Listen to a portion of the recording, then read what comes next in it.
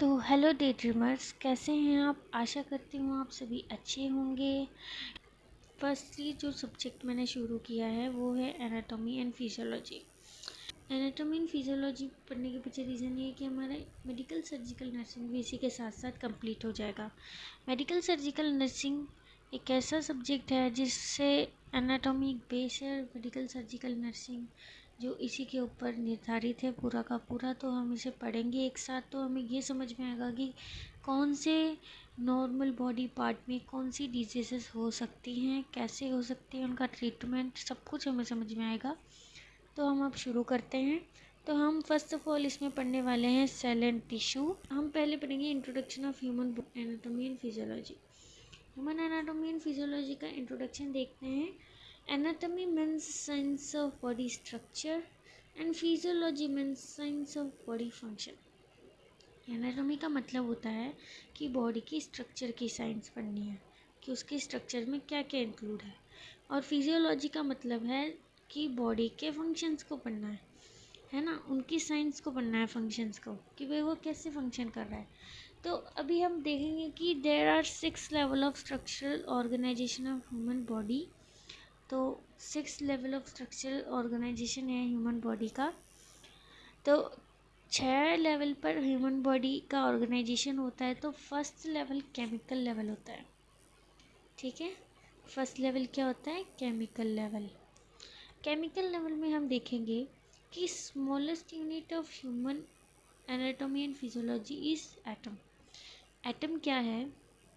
Atom है हमारी human body का सबसे स्मॉलेस्ट यूनिट, एनाटॉमी में भी और फिजियोलॉजी में भी, ठीक है। तो एटम एक सबसे छोटा क्या है? यूनिट है। अभी सब लोग ऐसे सोच रहे हैं कि सेल है सबसे छोटा यूनिट, तो सेल एनाटॉमिकली है, फिजियोलॉजिकली नहीं है।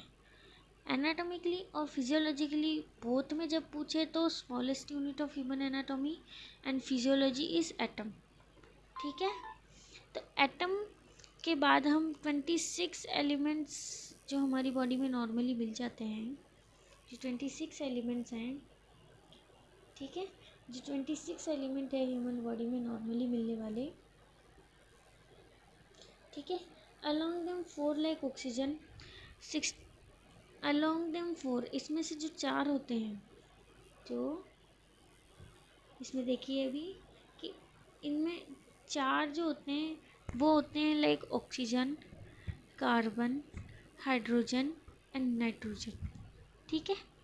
और ये जो 4 एलिमेंट्स हैं बॉडी के, ये 96% ऑफ बॉडी मास बनाते हैं, ठीक है। और उन 4 एलिमेंट्स को हम मेजर एलिमेंट्स कहते हैं। एक हो गया, ठीक है, ये एक हो गया ना आपका, कि भाई मेजर एलिमेंट्स किसको कहते हैं? मेजर एलिमेंट्स उसे कहते हैं जिनमें 4 बेसिकली एलिमेंट्स आते हैं, like oxygen, carbon, hydrogen, nitrogen, और ये 96% ऑफ बॉडी मास बनाते हैं, इन्हें हम मेजर एलिमेंट कहते हैं, ठीक है। अब हम आएंगे दूसरी बात पे। अब 4 हो गए 26 में से, 26 में से 4 तो हो गए। 8 अदर लेज़र एलिमेंट, ठीक है। जो 8 अदर हुए एलिमेंट्स, उन्हें हम लेज़र एलिमेंट कह देंगे, कि भाई 4 तो हो गए मेजर एलिमेंट, 8 लेज़र एलिमेंट, ठीक है। अब इन 8 और 4 को घटाने के बाद रिमेनिंग जो 14 बच्चे हैं, है ना, उनको हम कहेंगे ट्रेस एलिमेंट। ट्रेस एलिमेंट क्या होता है? ये सबसे छोटे होते हैं।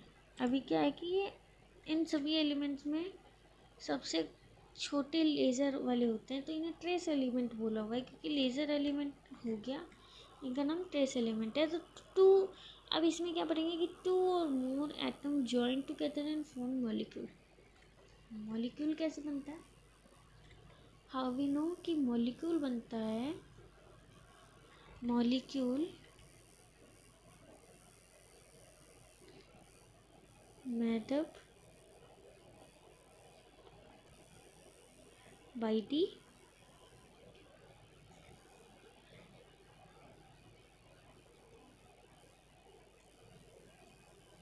और मोर एटम्स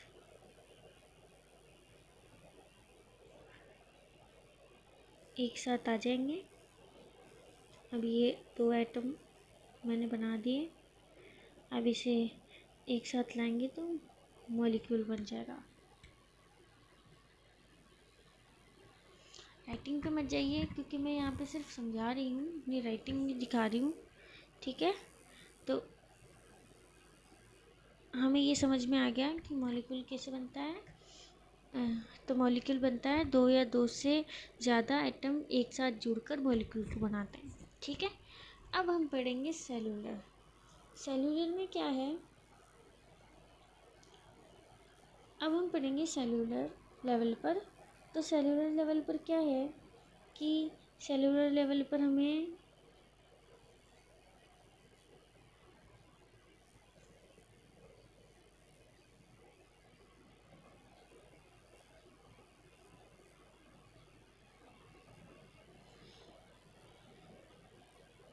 ये कलर भी नहीं आ रहा है इसमें,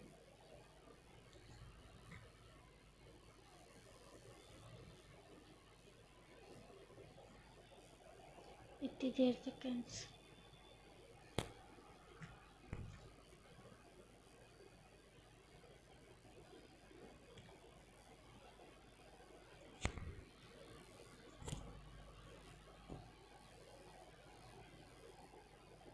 तो अभी हम पढ़ेंगे सेलुलर लेवल। सेलुलर लेवल में क्या बोल रहे हैं कि many molecule combine together and form cell. बहुत सारे मॉलिक्यूल एक साथ मिलकर सेल को बनाते हैं। उन्हें हम स्ट्रक्चरल और functional unit of organism like human कहते हैं। तो सेल किसको कहते हैं, structural functional unit of organism in like human, ठीक है। तो सेल का फॉर्मेशन कैसे होता है, सेल बहुत सारे मॉलिक्यूल के मिलने के बाद सेल बनती है, ठीक है। सेलुलर लेवल में हमने देख लिया। अभी हम देखने वाले हैं टिश्यू लेवल पर। टिश्यू लेवल पर क्या है कि group of similar cells work together to perform a particular function called tissue. Group of similar cells होता है जो एक साथ मिलकर काम करता है और परफॉर्म करता है एक पर्टिकुलर फंक्शन को, उसे हम टिश्यू कहते हैं, ठीक है। तो दूसरा ये क्या बोलते हैं, तीसरा भी हो गया। अभी हम जाने वाले हैं चौथे नंबर पे जो है ऑर्गन लेवल, ठीक है। इस थोड़ा से रेस कर दूँ जो दिखाई दे जाए। ये अब हम पढ़ेंगे ऑर्गन लेवल पर। ऑर्गन लेवल पर क्या है कि different tissues join together and form a shape with a specific function called organ. Different tissues एक दूसरे के साथ मिलकर एक शेप को बनाते हैं और एक स्पेसिफिक फंक्शन को परफॉर्म करते हैं, उसे हम ऑर्गन कहते हैं, ठीक है। तो बहुत सारे टिश्यूज मिलकर एक ऑर्गन बनाते हैं, ठीक है। इसमें तभी एक ऑर्गन बन जाता है। तो एक सिस्टम कैसे बनेगा अब हम ये देखेंगे, ठीक है। तो सिस्टम कैसे बनेगा उसको देखने के लिए हमें देखना है कि सिस्टम क्या है। System union of reached organ with common function called system. System क्या है कि किसी ऑर्गन से रिलेटेड कॉमन फंक्शन करने वाले कोई अदर ऑर्गन उनके साथ मिलकर एक कॉमन फंक्शन परफॉर्म करते हैं। जैसे एग्जांपल ले लें डाइजेस्टिव सिस्टम का, ठीक है। डाइजेस्टिव सिस्टम का एग्जांपल ले लें, ठीक है। तो हम यहाँ पे डाइजेस्टिव सिस्टम का एग्जांपल ले लें तो ये हमारा इस माउथ है, ये इसोफेगस है, फेरिंग्स है, ठीक है, लैरिंग्स है, ये इसोफेगस आ रहा है, यहाँ पे स्टमक बन गया, ठीक है। ये स्टमक बन गया। अब ये कितने सारे ऑर्गन आ गए इतनी सी दूर में। फिर स्टमक के बाद में ये स्मॉल इंटेस्टाइन और फिर ये लार्ज इंटेस्टाइन, फिर एनल, ठीक है, एनल कैनाल। और इसमें इधर बहुत सारे ऑर्गन भी होते हैं। अपेंडाइटिस अपेंडाइटिस नहीं होता है, अपेंडिक्स होता है अपेंडाइटिस। तो क्या बोलते हैं, एक डिसऑर्डर है अपेंडिक्स का, डिजीज़ है, ठीक है। लीवर होता है अपना, है ना। तो गोल ब्लैडर हो गया, जो इन सभी से मिलकर हमारा क्या बन रहा है, डाइजेस्टिव सिस्टम। अब ये डाइजेस्टिव सिस्टम इतने सारे से मिलके बना है, तो ये इतने सारे ऑर्गन से मिलके बना है, तो एक सिस्टम बन गया। तो यही इधर समझाने की कोशिश कर रहे हैं। तो अब हम बात करेंगे होल बॉडी सिस्टम पर, ठीक है। तो होल बॉडी लेवल पर क्या देखते हैं कि all part system work together and constitute whole body. जितने भी बॉडी के पार्ट हैं, सिस्टम हैं, वो एक दूसरे के साथ काम करके पूरी बॉडी बनाते हैं, ठीक है। उसे कहते हैं हम बॉडी लेवल पर। अब हमने 6 लेवल पढ़े हैं structural organization of human body में। तो मैं आपको शॉर्ट फॉर्म में यहाँ पे एरो बना के बताऊंगी कि हमने क्या सीखा है, ठीक है। अभी पहले हमने देखा केमिकल लेवल, ठीक है। केमिकल लेवल में हमने 26 एलिमेंट्स देखे। सबसे smallest anatomical and physiological unit देखी एटम, ठीक है। और उनमें 26 एलिमेंट में 4 मेजर, 8 माइनर या फिर लेज़र बोल दें, और बाकी के रिमेनिंग जो है वो ट्रेस एलिमेंट 14 है बाकी के, ठीक है। तो वो ट्रेस एलिमेंट हो गए, ठीक है। अभी ये केमिकल लेवल के बाद में केमिकल में एटम बहुत सारे मिलके मॉलिक्यूल बनाते हैं, ठीक है। तो मॉलिक्यूल बहुत सारे मिलके हमारा सेल बनाते हैं। तो अभी सेल हो गया। सेल के बाद में अब बहुत सारी सेल मिलके हमारी बॉडी में टिश्यू बनाती हैं। वी ऑल नो कि हमारी बॉडी में बहुत सारी सेल मिलके क्या बनाती है, टिश्यू बनाती है। बहुत सारी टिश्यू मिलके हमारी बॉडी में, अलग अलग प्रकार की टिश्यू मिलके हमारी बॉडी में एक ऑर्गन बनाती है, ठीक है। अब ऑर्गन बन गया, ठीक है। अब ऑर्गन बनने के बाद में बहुत सारी ऑर्गन मिलके हमारी बॉडी में सिस्टम बनाते हैं, ठीक है। अब ये बहुत सारे जितने भी बॉडी के सिस्टम हैं, सर्कुलेटरी सिस्टम, ठीक है, सीवी सेंट्रल नर्वस सिस्टम, ठीक है, cardiovascular system, digestive system, renal system, ठीक है। इन सभी सिस्टम को मैंने एग्जाम्पल में दिया है। ये सारे सिस्टम एक दूसरे के साथ काम करके हमारी बॉडी को बनाते हैं। तो हमारी होल बॉडी भी बन गई, समझ में आया। तो ये है इन 6 level of structural organization of human body. Then हम नेक्स्ट जाएंगे बेसिक लाइफ प्रोसेस पर, ठीक है। तो बेसिक लाइफ प्रोसेस पर हम देखने वाले हैं कि हम बेसिक लाइफ प्रोसेस पर हम देखेंगे 6 life process differentiate an organism from living to non living things.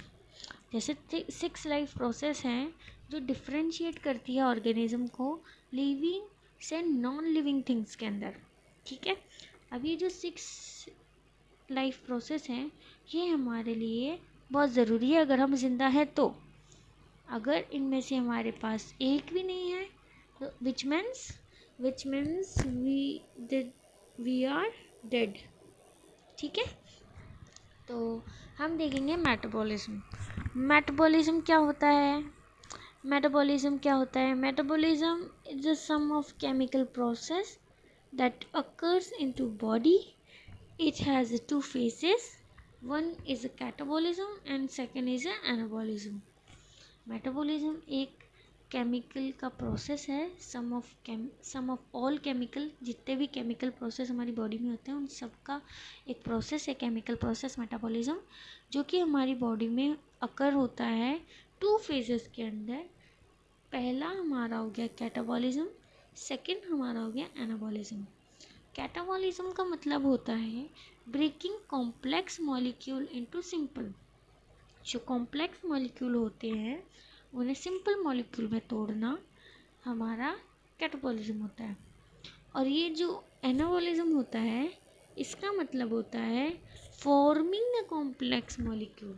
अब इसमें तो कॉम्प्लेक्स मॉलिक्यूल तो रहता है, पर इसमें एनाबॉलिज्म में कॉम्प्लेक्स मॉलिक्यूल को बनाएंगे सिंपल मॉलिक्यूल में, सिंपल मॉलिक्यूल से। ठीक है, सिंपल मॉलिक्यूल से कॉम्प्लेक्स मॉलिक्यूल को बनाने को कहते हैं एनाबॉलिज्म, और कॉम्प्लेक्स मॉलिक्यूल को सिंपल मॉलिक्यूल में तोड़ने को कहते हैं कैटाबॉलिज्म। सिंपल सा है, याद रहेगा। ठीक है, आगे बढ़ते हैं। Second is we know responsiveness. Responsiveness is a majorly हमें बताता है कि हम रेस्पॉन्स करेंगे तो हम जिंदा हैं कि नहीं, हम डिटेक्ट कर लेते हैं। अभी आप देखिए कि आप अपने दूसरे हाथ पर अपना हाथ रखिए और फिर देखिए कि आपको फील होता है कि नहीं। ठीक है, अगर आपको सेंसेशन फील हो रहा है तो आप रेस्पॉन्स कर रहे हैं उसके प्रति। ये चिमटी काटी अपने आप को, तो चिमटी का भी आपको रेस्पॉन्स होगा। ठीक है, तो हम यही देखेंगे रिस्पॉन्सिवनेस में कि ability to detect change and respond to that change. ठीक है, जो चेंज होने की एबिलिटी को डिटेक्ट करता है और रेस्पॉन्ड करता है उस चेंज के लिए, उसे ही रेस्पॉन्सिवनेस कहते हैं। ठीक है, तो अब आपने चिमटी नहीं काटी तभी का चेंज देखा था, अब आपने चिमटी काटने के बाद में जो दर्द हो रहा है उसका चेंज देख रहे हो। तो हमारी बॉडी में ही हमें ये सारा एनाटॉमी पढ़ना है। इट्स इजी, हमें पढ़ना होगा ताकि जैसे हो सके। तो रेस्पॉन्सिवनेस के बाद में हम आएंगे मूवमेंट पे। Movement is a major thing in human. Movement, कोई भी अगर जिंदा चीज़ है तो वो अपनी जगह से नहीं मूव करेगी। आप अपना फ़ोन रख के कहीं पे भी चले जाइए, वो वहीं पे आपको मिलेगा, but that not in a human body. Human body में ये नहीं होता है। क्या कि वहाँ पे क्या है कि वो एक ह्यूमन को कहीं पे खड़ा करके चले गए और आप आओगे तभी वो खड़ा मिलेगा, ऐसा तो नहीं होने वाला। वो वहाँ से जाने वाला है कहीं। ठीक है, तो ये है मोमेंट। ग्रोथ, ग्रोथ से हम ये समझेंगे कि हमारी बॉडी में अगर हम जिंदा हैं तो ग्रोथ होगी। कभी भी किसी मरी हुई चीज़ के ना तो साइज़ में डिफरेंट आता है और ना ही उसके किसी सोच समझने की क्षमता होती है। तो देखिए, हम जिंदा हैं इसीलिए हम ग्रो कर रहे हैं। बचपन में कितने छोटे से थे, 45 सेंटीमीटर लंबे। ठीक है, और आज हम 5-5 फुट के, 6-6 फुट के हो गए।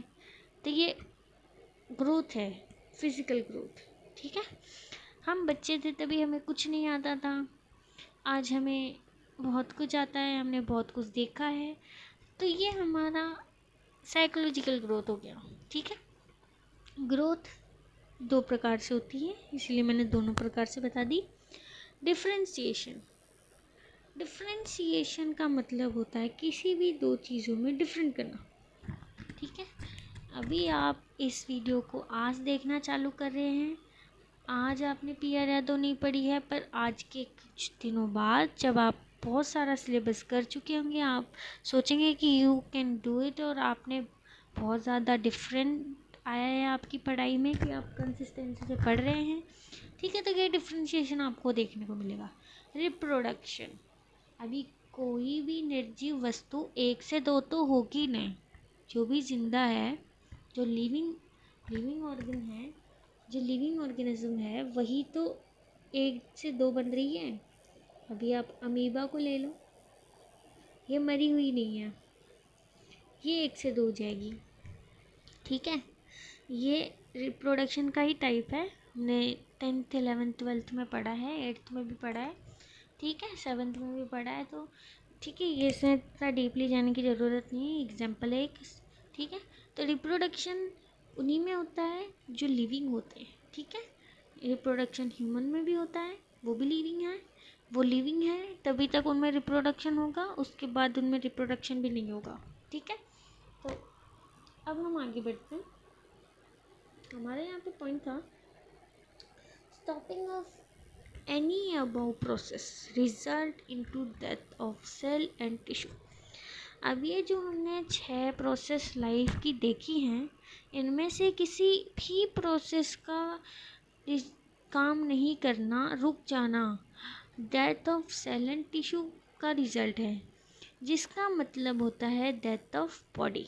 ठीक है, तो ये बात मैंने आपको बता दी थी। अब हम आगे चलेंगे। ठीक है, अब हम पढ़ेंगे plan and sections. Plan and section से हम ये समझ सकते हैं कि प्लान और सेक्शन क्या है। Plan, there are 3 types of plan and section. Plan and section क्या है कि वो जो हमारी बॉडी को, हमारे किसी भी ऑर्गन को डिवाइड करता है अलग अलग पार्ट्स में, वो प्लान होता है, सेक्शन होता है। जैसे कैडवर एक डेड बॉडी होती है जो हमें गवर्नमेंट कॉलेजेस में और हमारी कॉलेजेस में हमें मिलती है, जो कि लीगल नहीं होते, लीगली होती है। जो आदमी नॉर्मली अपनी भगवान बुलाते हैं तभी जाता है, ना कि सुसाइड वुसाइड से मरता है। सिर्फ भगवान के बुलाने पर जो मरता है ना, वो अगर अपने एक लीगल डॉक्यूमेंट में ये लिख दे कि मैं अपनी बॉडी को किसी कॉलेज या इंस्टीट्यूट को देना चाहता हूँ एज ए कैडवर, वो बॉडी हमारे इंस्टीट्यूट में रहती है, उसे हम कैडवर कहते हैं। ये हमारा फर्स्ट टीचर भी होता है। ठीक है, तो हम उसी को अपनी इमेजिनेशन में रख के अभी पढ़ेंगे। ठीक है, हम यहाँ पे कैडवर नहीं रख सकते, तो अभी इमेजिनेशन पे हम बनाएंगे एक बॉडी। ठीक है, तो मैंने बनाई है एक यहाँ पे डमी, मैंने बना लिया ये आदमी।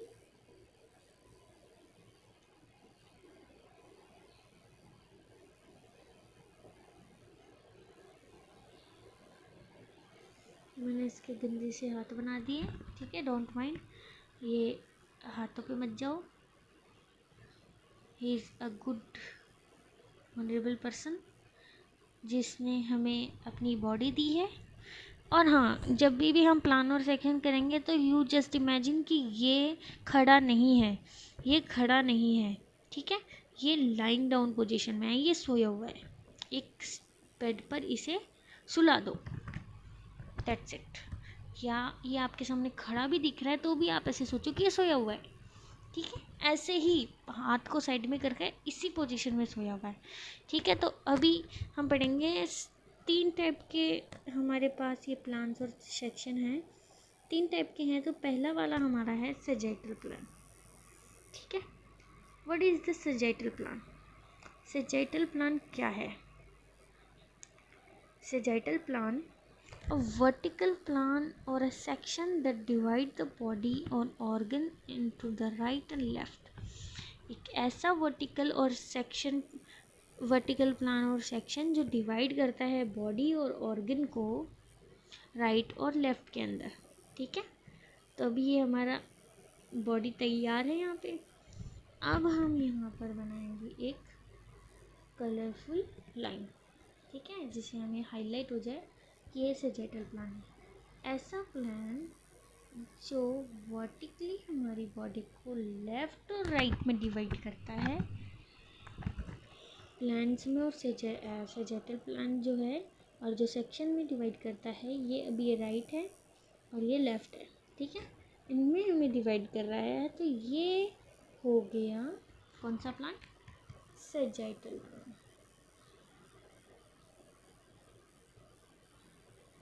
ठीक है, अभी ये सैजिटल प्लान हो गया।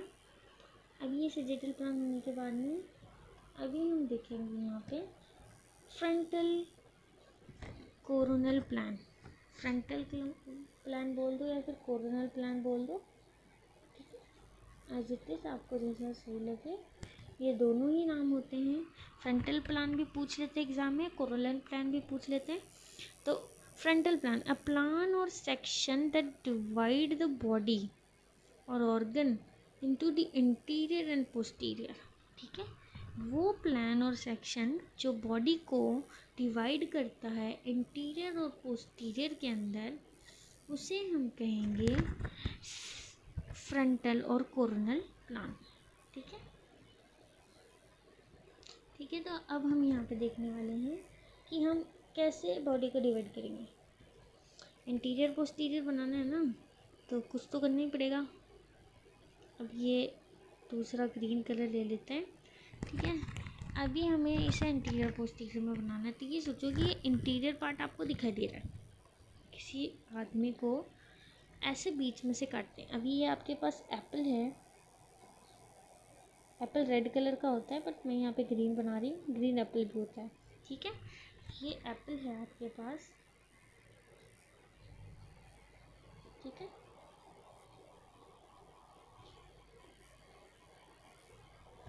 ये एप्पल हो गया आपके पास। अभी ये एप्पल को आपने क्या करना है, काटना है, ठीक है। अभी ये एप्पल को आप ऐसे बीच में से दो टुकड़े नहीं करोगे, सीधा खड़ा खड़ा। अब ये एप्पल को आपने खड़ा कर दिया।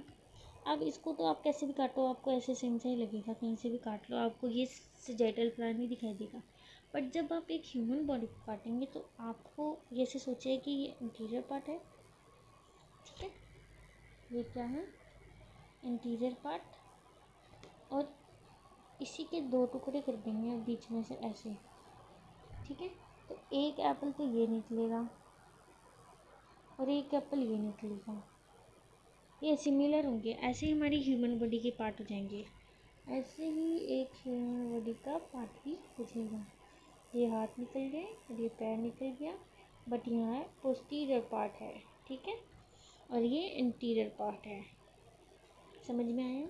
तो बॉडी को ऊपर से लेके नीचे तक काटने में जो प्लान लग रहा है वो आड़ा लग रहा है, जिसमें दो सिमिलर जैसे पार्ट आ जाएंगे एक जैसे, तो उसे सजेटरी प्लान कहते हैं, ठीक है। अभी ये एप्पल के एग्जांपल से ले लो आप, ठीक है। ऐसे ही बॉडी दिखेगी मिरर रिफ्लेक्शन की तरह, कि एक दूसरे को जैसे मिरर में देख रहे हैं दो टुकड़ों को काट के। अब फ्रंटल और ये कोरोनल प्लान सेक्शन आपको समझ में आ गया है कि ये है क्या चीज़, ठीक है। तो अभी हम चलेंगे अपने दूसरी तरफ, ट्रांसवर्सल प्लान और क्रॉस सेक्शनल और हॉरिजॉन्टल प्लान। ट्रांसवर्स प्लान क्या होता है, क्रॉस सेक्शनल प्लान क्या होता है, और हॉरिजॉन्टल प्लान क्या होता है।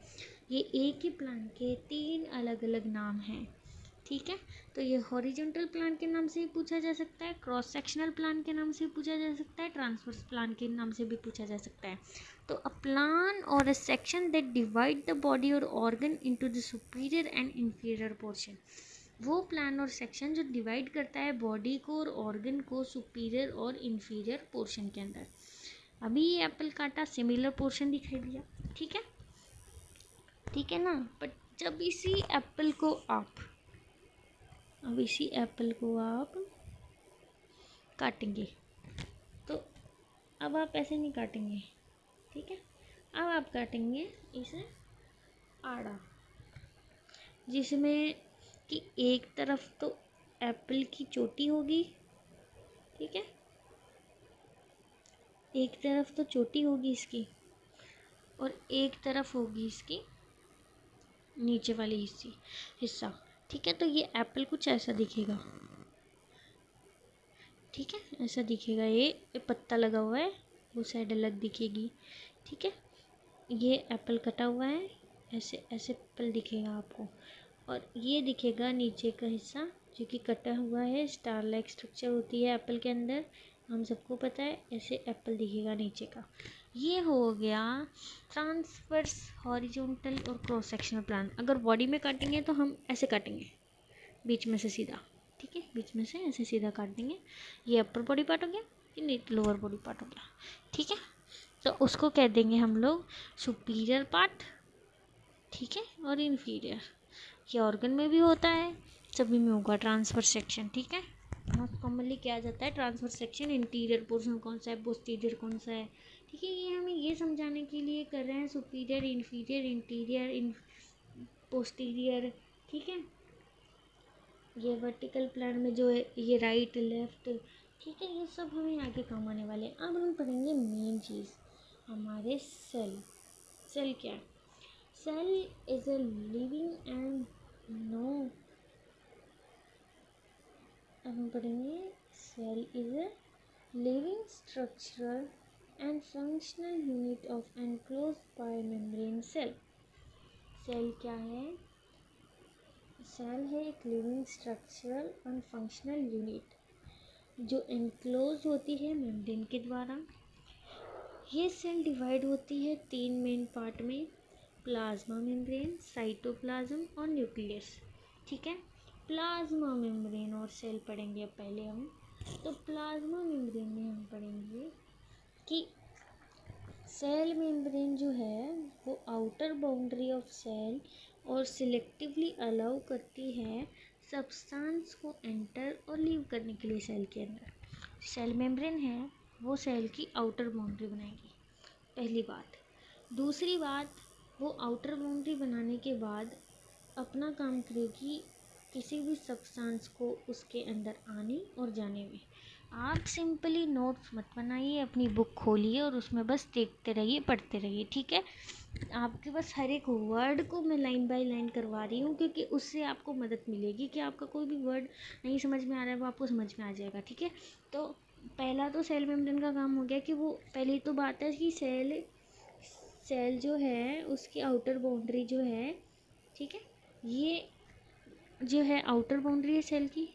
दूसरी बात, ये किसी भी सब्सटेंस को एंटर करने में और लीव करने में इसको अलाउ करती है। ठीक है, दूसरी बात हम पढ़ेंगे, the cell membrane is made up by lipid of 3 types of lipid molecule. ये जो मेम्ब्रेन सेल है ये बनी हुई होती है बाय लिपिड लेयर से। ठीक है, इसमें 2 लिपिड की लेयर होती है। ठीक है, तो इसमें क्या बोलते हैं कि मेजरली फॉस्फोलिपिड पाया जाता है। हम सभी को पता है कि मेजरली फॉस्फोलिपिड ही होता है नॉर्मल सेल्स में, और उसके अलावा कोलेस्ट्रॉल और ग्लाइकोलिपिड भी होता है। ठीक है, तो ये हो गया बाइलिपिड, ये सेल मेम्ब्रेन की बात। अब transportation across plasma membrane. Plasma membrane में ट्रांसपोर्टेशन की बात हो रही है, तो movement of substance across all membrane can be classified as. जो मूवमेंट है सब्सटेंस का वो सेल मेम्ब्रेन के अंदर क्लासिफाइड हुआ है 2 फेजेस में। पहला है, अभी हम किसी भी सेल का ट्रांसपोर्टेशन अक्रॉस प्लाज्मा मेम्ब्रेन तो 2 प्रकार से करेंगे, पेन से बनाते हैं। ठीक है, तो ट्रांसपोर्टेशन किससे होगा,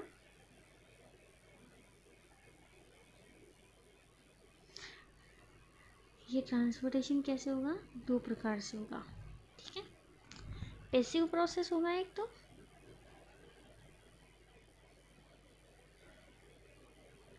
दूसरा क्या होगा, एक्टिव।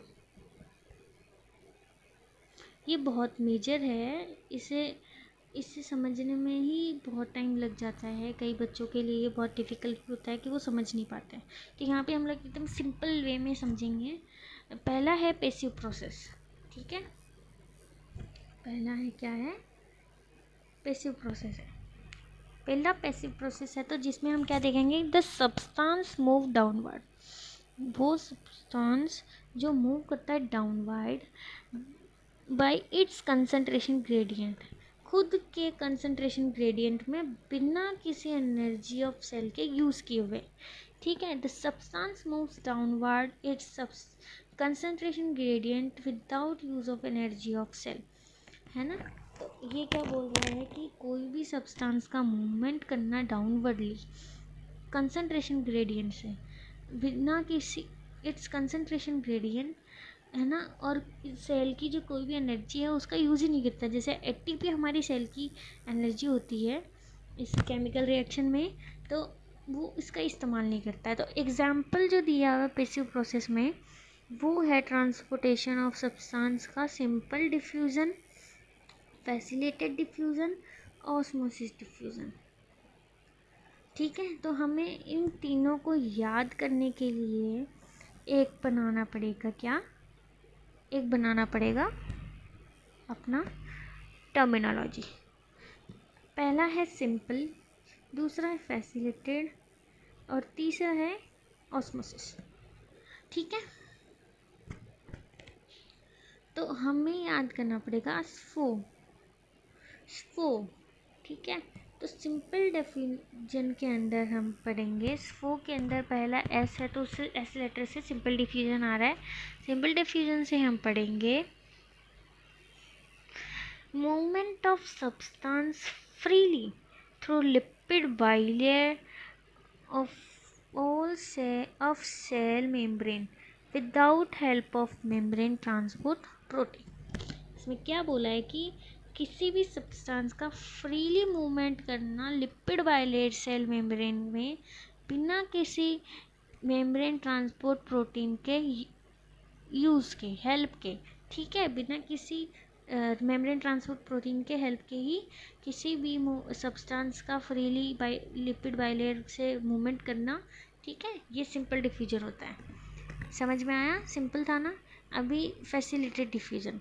फैसिलिटेड डिफ्यूजन क्या होता है? मूवमेंट ऑफ सब्सटेंस का मूवमेंट होना through lipid bilayer of cell membrane with the help of membrane protein acting as a carrier molecule।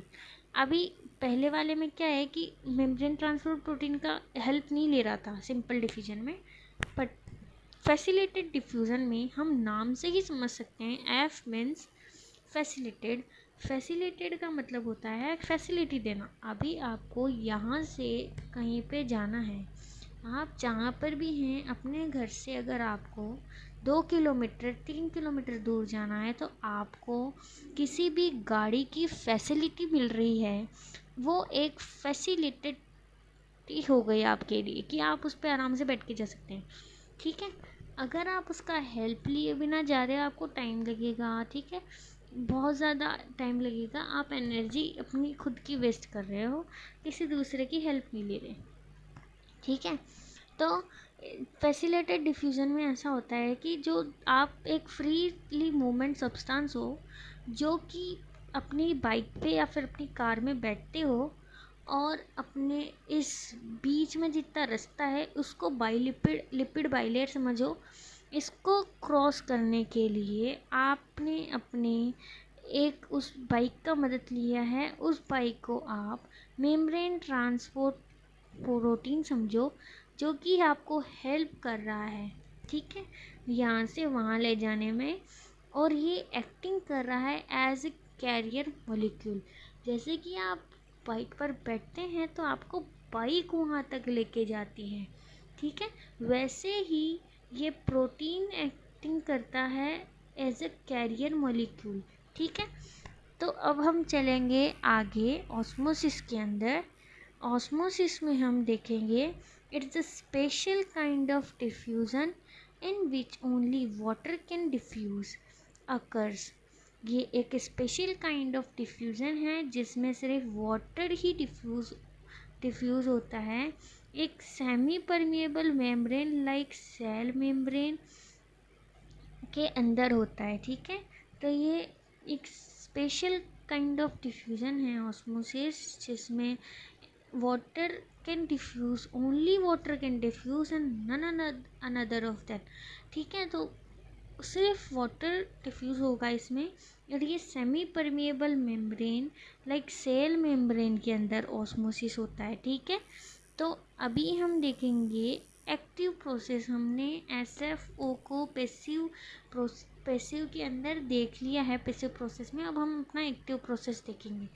Active process, these process the cellular energy used to move the substance।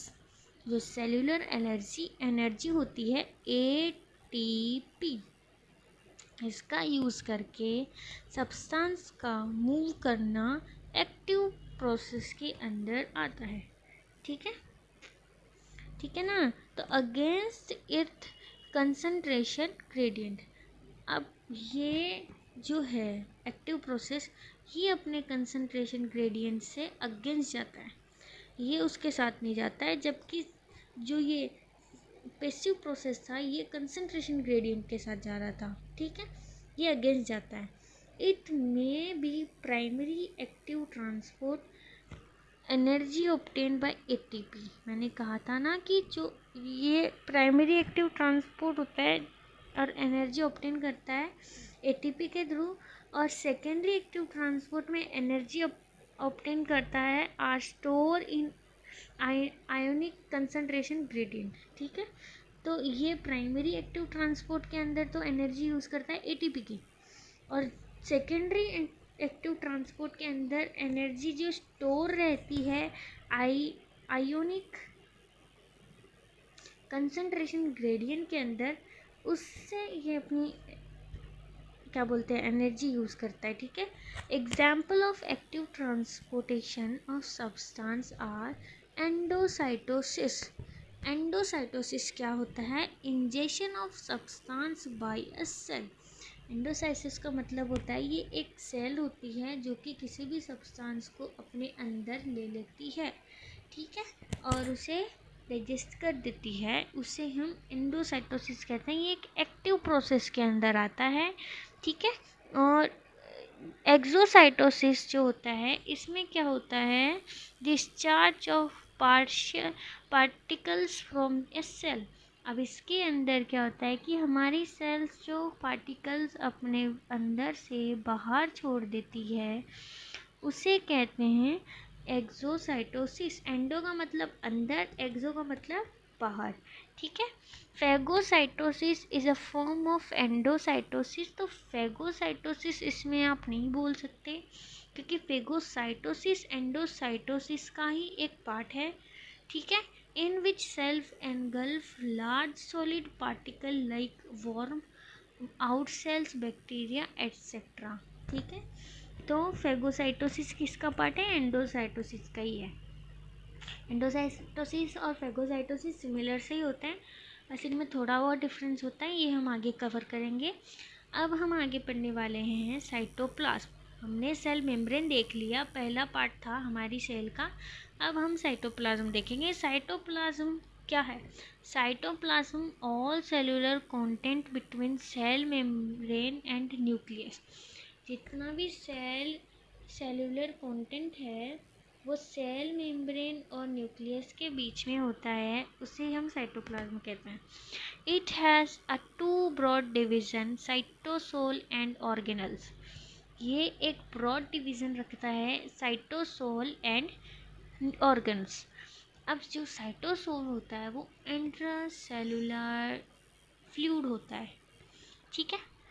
Intracellular fluid जो अपनी cell के अंदर भरा हुआ होता है, उस fluid के अंदर ही ऑर्गन्स रहते हैं सेल के, ठीक है। द फ्लूइड पोर्शन ऑफ, अब हम साइटोसोल पढ़ेंगे, पहले इंट्रासेलुलर फ्लूइड। तो the fluid portion of cytoplasm which constitute about 55% of total sale volume. तो जो खाली साइटोप्लाज्म का फ्लूइड पोर्शन होता है वही 55% टोटल सेल वॉल्यूम को अपना कॉन्स्टिट्यूट करके रखता है। It contain 75 to 90% water. ये अपने अंदर 75 से 90% तक क्या करता है? वाटर कंटेन करके रखता है। Remaining ions, glucose, amino acids, fatty acid, proteins, fats, ATP and waste product को कंटेन करके रखता है। It is a site of many chemical reaction like glycolysis during oxidation of glucose gain 2 ATPs molecule, ठीक है। तो इसमें क्या बोला है कि ये एक साइट है मैनी केमिकल रिएक्शन की, लाइक ग्लाइकोलाइसिस, ठीक है, ऑक्सीडेशन ऑफ ग्लूकोज, और जो गेन करता है 2 ATP मॉलिक्यूल्स को। अब हम देखेंगे आगे ऑर्गेनल्स। ऑर्गेनल्स में क्या है? ऑर्गेनल्स में क्या है, हम इसे थोड़ा सा चेंज कर लेते हैं, इजी टू अंडरस्टैंड। ऑर्गेनल्स में क्या है कि specialise structure within a cell that has a specific shape and perform a specific function. जो स्पेशलाइज स्ट्रक्चर होती है सेल के अंदर और वो स्पेसिफिक शेप में होती है और परफॉर्म करती है स्पेसिफिक फंक्शन को, वही सेल ऑर्गेनल, ठीक है। एग्जाम्पल दें तो some organelles are centrosome, ribosome, endoplasmic reticulum, Golgi apparatus, lysosome and mitochondria, ठीक है। हमने इतने एग्जाम्पल दिए हैं, ये सारे अपने सेल ऑर्गन हैं, ठीक है, जो साइटोप्लाज्म में साइटोसोल के अंदर प्रेजेंट होते हैं, ठीक है। तो पहली बात आती है सेंट्रोसोम की। तो सेंट्रोसोम से हम देखेंगे एन ऑर्गेनल, सेंट्रोसोम में देखेंगे हम an organelle near the nucleus contain two centrioles in its center। ठीक है, तो वो ऑर्गन जो कि नंबर में 2 होते हैं, ठीक है, जो न्यूक्लियस के पास होते हैं, है ना, सेंट्रियोल इन इट्स सेंटर। तो अभी हम यहाँ पे बना देखेंगे आगे एक सेल का डायग्राम।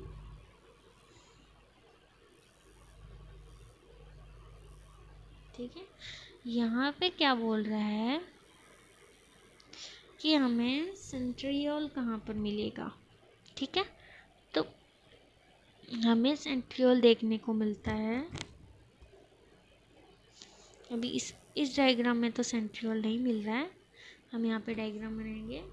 ठीक है, तो हम बनाने वाले हैं कलरफुल अपनी सेल। ये बना दी मैंने सेल मेम्ब्रेन, ये बना दिया मैंने न्यूक्लियस, और इसके अंदर में इसका न्यूक्लियस है, ये बना दिया मैंने सेंट्रियोल। ठीक, सेंट्रल न्यूक्लियोलस, सॉरी। ठीक है, अभी हम बात कर रहे हैं सेंट्रोसोम की। ठीक है, तो हम सेंट्रोसोम बनाएंगे। सेंट्रोसोम क्या बोल रहा है कि an organelle near the nucleus contain 2 centrioles in its centre. Centre के पास 2 सेंट्रियोल होते हैं, ठीक है, जो कि अपना खुद का सेंट्रियोल इन इट्स सेंटर, जो कि कंटेन करके रखते हैं near the nucleus containing 2 centrioles. Nucleus के नज़दीक में जो ये 2 बिंदु दिख रही है, अपनी सेंट्रियोल है। ठीक है, ये सेल डिवीज़न के काम आती है। उस टाइम पे मैं आपको आगे बताऊंगी कि सेंट्रियोल का क्या क्या रोल होता है। अभी जितना यहाँ पे लिखा है उतना हम समझते हैं। तो ड्यूरिंग माइटोसिस, ठीक है, अब यहाँ पे क्या बोला है कि during mitosis the centrioles migrate to opposite pole of the cell and each form of center of ester to which the spindle fibers are attached। अब ये जो माइटोसिस के टाइम पे, जब सेल माइटोसिस डिवीज़न होता है, उस टाइम पे सेंट्रियोल्स जो है ये अपोजिट पोल ऑफ सेल के अंदर एक दूसरे को अट्रैक्ट करते हैं, ऐसे।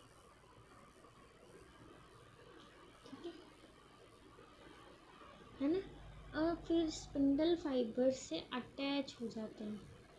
ठीक है, ये इधर बताया है।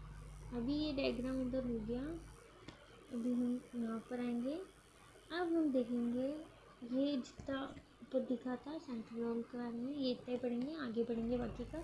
अब हम पढ़ेंगे राइबोसोम। राइबोसोम क्या है? तो राइबोसोम में हम देखते हैं a cell organ made up by ribosomal RNA and protein into the molecule of nucleus। जो सेल ऑर्गन है वो made up bye ribosomal RNA. जो सेल ऑर्गन है राइबोसोम, वो राइबोसोमल आरएनए से मिलके बनता है, और protein into nucleus of nucleus नहीं, न्यूक्लियोलस ऑफ न्यूक्लियस। जो प्रोटीन होता है न्यूक्लियोलस के अंदर, न्यूक्लियस के न्यूक्लियोलस में, उससे बनता है। ठीक है, तो ribosome are the site of protein synthesis. जो राइबोसोम है वो पार्ट है प्रोटीन सिंथेसिस का। तो देखिए, राइबोसोम सेल के अंदर पाया जाता है, साइटोसोल के अंदर, न कि न्यूक्लियस के अंदर। ठीक है, ये कभी मत सोचना न्यूक्लियस के अंदर राइबोसोम होता है। ठीक है, राइबोसोम एक ऑर्गन है जो कि राइबोसोमल आरएनए से बनता है, और ये जो प्रोटीन होता है न्यूक्लियोलस के अंदर, न्यूक्लियस के न्यूक्लियोलस के अंदर, उससे बनता है। ठीक है, राइबोसोम एक साइट ऑफ प्रोटीन सिंथेसिस है, जो कि आरएनए, जो कि मैसेंजर आरएनए से अटैचमेंट में, site of messenger RNA attachment. ठीक है, ribosome are mainly situated on rough endoplasmic reticulum. Ribosome mainly situated होता है रफ एंडोप्लाज्मिक रेटिकुलम के ऊपर, क्योंकि एंडोप्लाज्मिक रेटिकुलम 2 प्रकार के होते हैं। एक प्लेन होता है स्मूथ, और एक होता है रफ। अब ये जो रफ क्यों होता है, इनके ऊपर राइबोसोम अटैच हो जाता है, ये रफ हो गया फिर। ठीक है। Ribosome an endoplasmic reticulum form protein needed for other specific organ। Ribosome और एंडोप्लाज्मिक रेटिकुलम बनाते हैं वो प्रोटीन जो कि अदर स्पेसिफिक ऑर्गन के लिए जरूरी है। Free ribosome not attach to the endoplasmic reticulum. कुछ जो साइटोप्लाज्म में राइबोसोम होते हैं वो फ्रीली घूमते हैं, वो अपने इस स्मूथ एंडोप्लाज्मिक रेटिकुलम पे नहीं चिपकते हैं। ठीक है। वो for protein needed for cytosol, क्योंकि जो साइटोसोल होता है, साइटोप्लाज्म, उसमें भी प्रोटीन की ज़रूरत होती है, इसीलिए ये फ्री घूमते हैं। ये प्रोटीन सिंथेसिस का काम करता है, तो ये एक ऐसे समझ लो कि पूरे सेल को खाना दे रहा है। ठीक है। पूरे घर को जैसे हमारी मम्मी खाना बना के देती है, वैसे ये राइबोसोम यहाँ पे खाना दे रहा है। ठीक है। Ribosome also situated into mitochondria. अभी ये जो राइबोसोम है ये माइटोकॉन्ड्रिया में भी सिचुएटेड होता है विथ सिंथेसिस माइटोकॉन्ड्रियल प्रोटीन, और जो सिंथेसिस करता है, बनाता है माइटोकॉन्ड्रियल प्रोटीन को। ठीक है। अब हम आगे पढ़ेंगे लाइसोसोम। लाइसोसोम क्या है? लाइसोसोम एक ऐसी ऑर्गन है जो कि खुद का ही मार देती है, कि खुद को सुसाइडल सेल ऑर्गन भी है ये। तो cell organ that is a part of intra cellular digestive system. ठीक है। वो सेल ऑर्गन जो पार्ट है इंट्रा सेलुलर डाइजेस्टिव सिस्टम का, उसे कहते हैं lysosome. It contain number of hydrolytic enzyme capable to breaking down the protein and some of carbohydrates. ठीक है।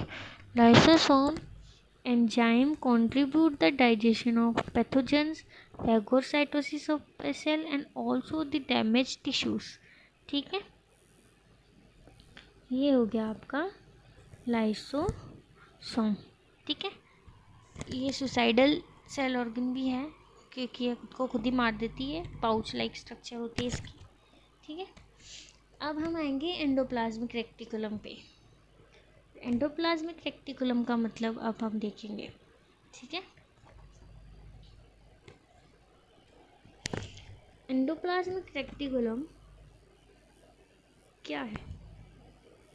A complex network of membrane tubules in the cytoplasm between the nuclear and cell membrane। Complex network होना membranes tubules का cytoplasm के अंदर nucleus और cell membrane के बीच। ठीक है। ये एंडोप्लाज्मिक रेक्टिकुलम है, ये एक कॉम्प्लेक्स नेटवर्क है। It's found into two form, ये दो फॉर्म में मिलता है। One form attached with ribosome, it's called granular. एक फॉर्म होती है जो अटैच होती है राइबोसोम के साथ, जैसे ये मैंने यहाँ पे एग्जांपल दिया था, इसे हम ग्रेनुलर कहेंगे। ठीक है। और इसे रफ एंडोप्लाज्मिक रेटिकुलम भी कहते हैं। ठीक है। और it's a site of lipid and steroid, नहीं, ये रफ एंडोप्लाज्मिक रेटिकुलम भी कहते हैं, सॉरी मैं नीचे की लाइन पढ़ दी। It is the site of protein synthesis and protein transportation. अब राइबोसोम का काम होता है प्रोटीन सिंथेसिस करना। ठीक है। तो ज़्यादा कन्फ्यूज़ होने की ज़रूरत नहीं है। तो ये जो साइट है वो प्रोटीन सिंथेसिस करेगी, पहला काम। दूसरा काम, ये प्रोटीन ट्रांसपोर्ट करेगी, क्योंकि ये एंडोप्लाज्मिक रेटिकुलम में, क्योंकि एक नेटवर्क है मेम्ब्रेनस ट्यूब्यूल्स का जो साइटोप्लाज्म में होता है न्यूक्लियस और मेम्ब्रेन के बीच में। ठीक है। तो ये काम हो गया इसका, प्रोटीन ट्रांसपोर्टेशन का और प्रोटीन सिंथेसिस का। Another is that is a free of ribosome, that's called granular. अब इसमें राइबोसोम नहीं जुड़ा है। ठीक है। तो इसे हम कहेंगे एग्रेनुलर, ग्रेन्युलर, जो कि स्मूथ ईआर भी कहते हैं।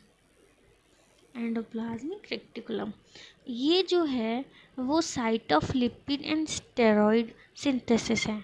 यहाँ पे जो है लिपिड और स्टेरॉइड बनता है।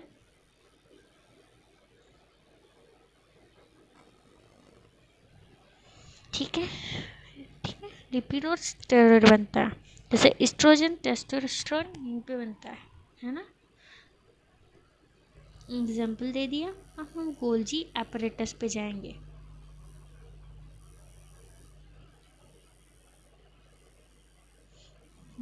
थोड़ा सा गोल्जी एपरेटस को देखते हैं अभी। गोल्जी एपरेटस क्या है? गोल्जी एपरेटस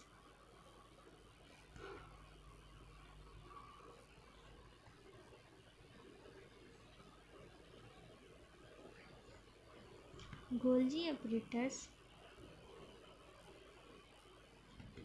ठीक है, मैं थोड़ा देख लूँ, यहाँ पे टाइप करना है।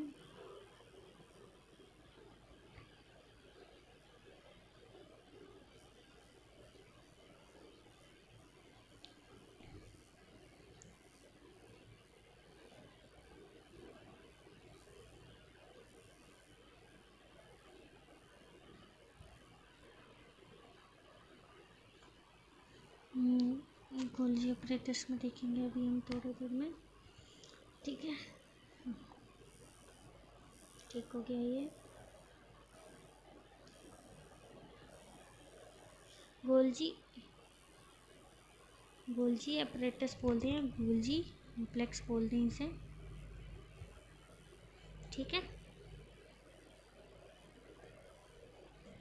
It's a thin membrane sac like granules present almost all cell. जो गोल्जी कॉम्प्लेक्स है ये thin membrane sac like organ है जो प्रेजेंट होता है ऑलमोस्ट सारी सेल्स में। Involve into processing and packaging of protein during their transportation. ये इन्वॉल्व होता है प्रोसेसिंग में और पैकेजिंग ऑफ प्रोटीन में ड्यूरिंग ट्रांसपोर्टेशन, प्रोटीन ट्रांसपोर्टेशन। ठीक है, तो ये गोल्जी अपरेटस का काम हो गया। अभी हम जल्दी से देखेंगे माइटोकॉन्ड्रिया का काम।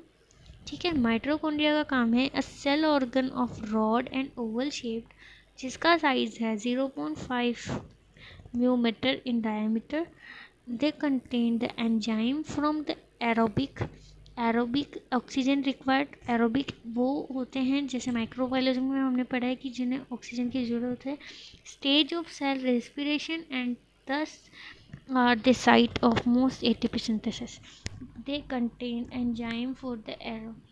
एरोबिक के लिए माइटोकॉन्ड्रिया एंजाइम कंटेन रखता है ना। और ये stage of cell respiration and thus they are site of most ATP synthesis. जहाँ पे सेल रेस्पिरेट करती हैं वहाँ पे वो साइट होती है मोस्ट एटीपी सिंथेसिस की। ठीक है, so it's called power house of the cell. Mitochondria को power house of the cell क्यों कहते हैं? क्योंकि ये एटीपी सिंथेसिस करता है। ठीक है, so they are large in a number in active organ like liver, muscles and kidney. जो लीवर, मसल्स और किडनी है उनमें माइटोकॉन्ड्रिया का नंबर बहुत ज़्यादा होता है। Mitochondria consist of outer mitochondrial membrane and inner mitochondrial membrane and a small fluid filled space between them.